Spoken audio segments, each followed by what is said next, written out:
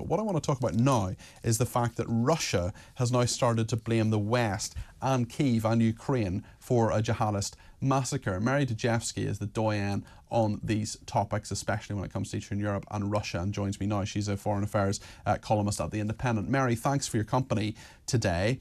It's interesting, we spoke a few days about this, and we heard that Vladimir Putin was certainly hinting towards Ukraine in this, but Islamic State has, or a division of Islamic State, has claimed responsibility for these attacks. Why is it now the top Russian officials have directly accused Ukraine and the West of being involved? Is there any evidence to back that up? Well, I think that in a way, they've been looking for a reason to accuse Ukraine, at least, of complicity in the attack on the Moscow theatre, because, you know, that's the enemy of the moment, and it makes sense to Russians in a way that Islamic State claims maybe don't. Now, the evidence that Russia says they have, or at least is really circumstantial. They say that and this was in Putin's very first video address on the atrocity. He said that the 4 people that they've captured for being the culprits were apprehended on the road to Ukraine, where they were hoping to escape to. And not only that, but that they'd got what was called a window that would allow them to cross the border, which is quite heavily fortified and quite dangerous in some places.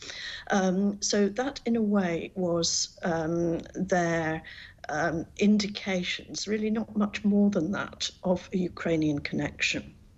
Yes. Now, against that, this has obviously been the Islamic State claim, which Putin said on his second television broadcast that he basically accepted. And there was also, subsequent yesterday, I think, there was a report that actually the 4 who were detained were not actually on the road to Ukraine. They were on the way to Belarus, and that was supposedly confirmed by the president of Belarus. So it's all very, very confusing.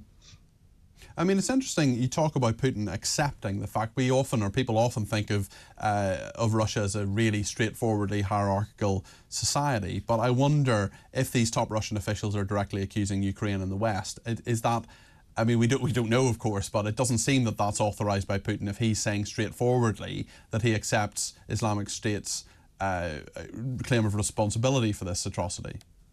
Well, the response of Putin has actually been quite curious from the very beginning. It was pointed out that it took him nearly 24 hours to make a statement at all. When he did, it was much less anti-Ukrainian than I, for one, might have expected. It was much more in terms of hints and aspects of this rather than the main charge. And then on his second appearance, he said he accepted the Islamic State claim, but, and this is where, as it were, the narratives, you might say, differ. He said that there is evidence because at least one of the accused said that they were paid. And so Putin says, well, okay, fine, if Islamic State says it's behind it, but who was behind Islamic State? Who made the payments? Who orchestrated this? And this is where we get to the accusations today, which are all over one of the Russian weeklies, something called Argumenty Fakty, which is called Arguments and Facts, which is a very, very long-standing sort of investigative weekly journal, which has the US and the UK specifically claimed as instigators or complicit in what happened. Tell us a little bit about the Ukrainian reaction to this and other Western countries and what they've been saying in reaction to this. Well, I think, one of the most interesting things about this is that I think, unlike almost any other sort of terrorist attack that I can remember, it became very, very quickly, almost immediately, it became the focus of almost a new front in the information war that's been going on between the West and Russia, really since the Russian invasion. And so immediately, I mean, it seemed to me that the Americans in particular were extraordinarily quick out of the blocks after the attack, when they said that they found the Islamic State claim as what they said was credible, and they've been more supportive of the Islamic State claim since. Ukraine obviously was equally quick to deny all responsibility, because it obviously understood, as indeed did the Americans, that if there were an obvious Ukrainian aspect to this, then this would be very bad for Ukraine, because it's a large number of Russians killed indiscriminately, a lot of young people, and this is not the sort of thing which is going to enhance Ukraine's reputation abroad.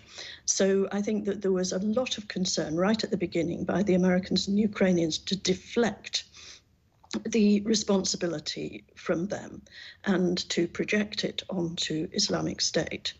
And then, now we're seeing gradually, the Russians are getting, as it were, their evidence, as they would see it, together to go beyond the claims of Islamic State and to see a Western hand behind it. Tell us a little bit more as well about the Russians and how ordinary Russian people are dealing with this horrendous tragedy. At least 139 people killed when 4 armed men, let's just remember what happened here, burst into the Crocus City Hall concert complex. That was on Friday evening. 22 people remaining in a serious condition, including 2 children. There's going to be a national day of mourning as well, and Russian people, ordinary Russian people, are really hurting, Mary, aren't they? Yes, and we saw extraordinary queues of people lining up to lay flowers at the venue, and we saw with the sort of the jarred ruins of the concert hall behind them, because of course it had been set on fire. So what's left is the ruins, and we saw long queues of Russians wanting to pay their respect and lay flowers. There was also, I think Sunday was a national day of mourning, and they had some rather affecting, very simple sort of day of memorial insignia on billboards, sort of automatic backlit billboards all around Moscow, which would have reminded or informed everybody of what happened. What's hard to gauge is where we go from here with Russian sentiment. Obviously, there has, as you say, and as we've seen, been this outpouring of sympathy for the victims and their families.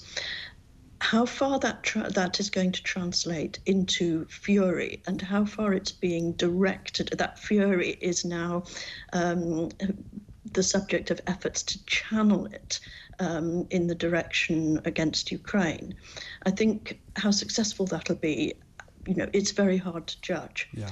It also seems that the Russians are, obviously very keen to dispel any idea that the Russian leadership, including Putin, was in any way derelict in their duty. Yes, of course. Ignoring warnings, unable to deal with the fallout from this.